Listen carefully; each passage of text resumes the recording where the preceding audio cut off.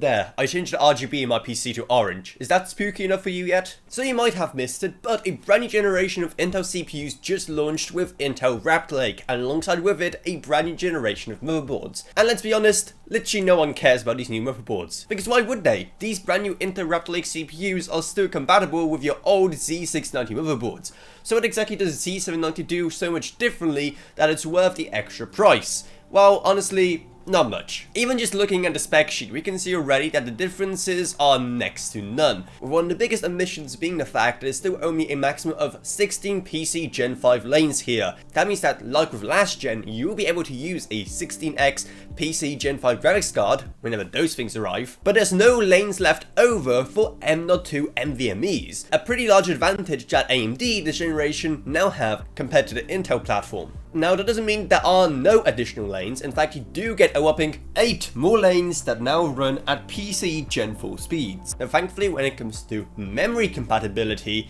well, Z790 is definitely a step from its predecessor. Now, when it comes to rated memory speeds for a given motherboard, you have to remember the fact that Intel, very much like the current British government, is rather conservative, and they don't want to advertise the motherboards as having super high speeds that may not be stable 100% of the time. So the speeds they usually go with are the safe bets, ones that are very easily achievable, and most of the time you'll be able to just overclock your memory to however many megahertz the modules can handle, no matter what is written on the motherboard's box. However, that doesn't mean that this isn't an improvement, because the higher maximum memory speed here also means that really fast and overclocked memory will be much more stable on these motherboards. But even then, unless you are into hardcore memory overclocking, odds are to the average user that won't make much of a difference, because higher speed memory is still very expensive, especially on the DDR5 side, and the question of if faster memory is even worth it is still a very complicated one,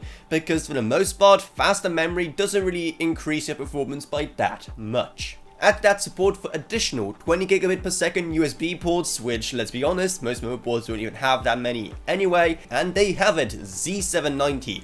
A very mediocre improvement to what is already an amazing value chipset. I mean, Z690 hasn't gone anywhere. You can still use Z690 motherboards with your brand new Intel 13th gen CPUs just with a BIOS update.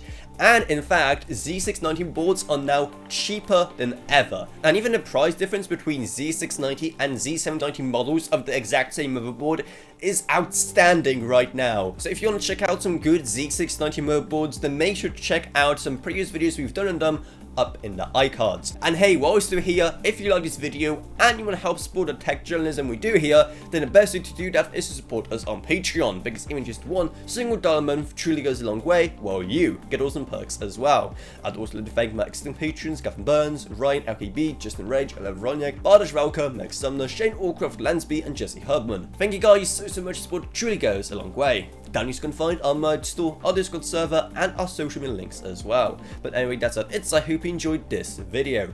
If you did, then remember to subscribe, like, whatever, and see you all in whatever I make next. Goodbye, everyone. Goodbye.